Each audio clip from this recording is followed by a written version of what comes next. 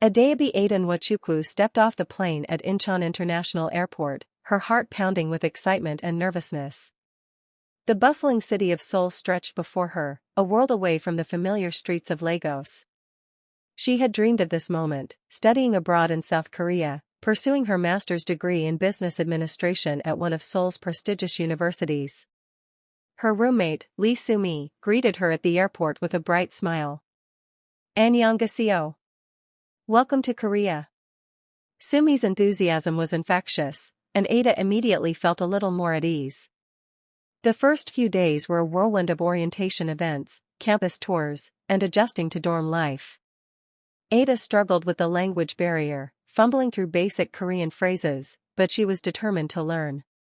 Then, she met him.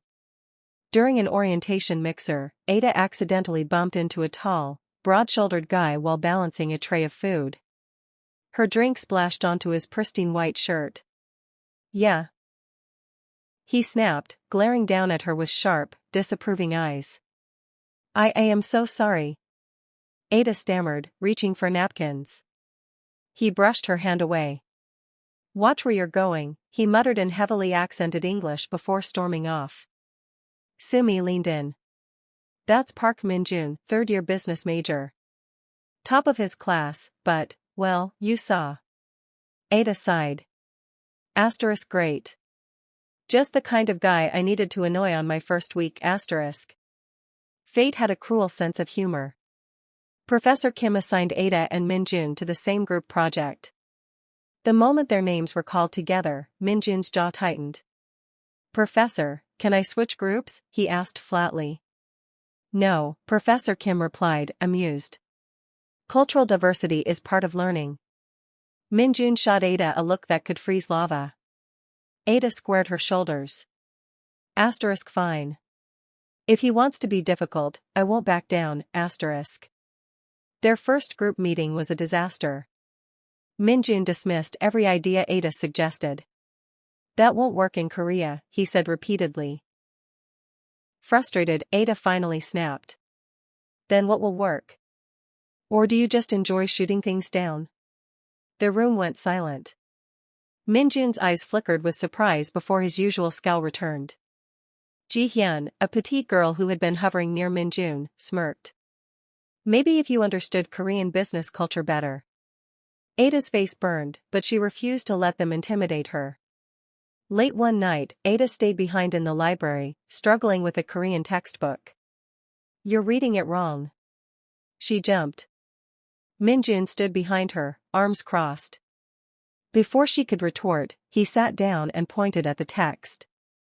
"This word doesn't mean strategy. It means execution." Ada blinked. "Oh." He explained the passage, his tone still curt but not unkind.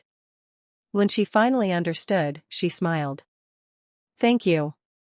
Min-jun hesitated, then gave a slight nod before leaving. Ji-hyun noticed Min-jun's growing tolerance for Ada and didn't like it. She cornered Ada in the restroom. "Stay away from Min-jun.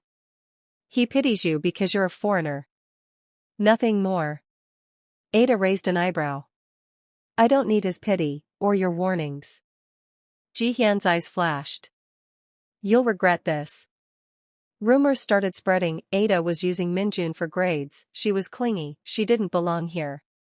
Min-jun surprised everyone when he shut down the gossip. "Ada works harder than most of you. Show respect." Ada stared at him. Who is this guy, really? A cultural fair brought them closer. Ada cooked Nigerian jollof rice, and Min-jun, after much hesitation, tried it. His eyes widened. "This is really good." She grinned. "Told you." Later, she caught him feeding stray cats behind the dorm. "You secretly have a soft side, huh?" He scowled. "Don't tell anyone." Ada laughed. Min-jun started noticing things, how Ada's nose scrunched when she concentrated, how she hummed Nigerian songs under her breath. It annoyed him. No, it distracted him. His father's words echoed in his mind, focus on your studies, not distractions. But Ada wasn't just a distraction. A rainy evening. A shared umbrella. Ada looked up at Minjun, her heart racing. His gaze dropped to her lips. Then, Jihyun's voice shattered the moment. Minjun. Your father called. They pulled apart, tension thick between them. After a class party, Minjun found Ada alone on the rooftop. I hated you at first, he admitted. Because you made me feel things I didn't understand. Ada held her breath. Now, he whispered, I don't want to stop feeling them. And then, under the Seoul City lights, he kissed her. Jihyun apologized.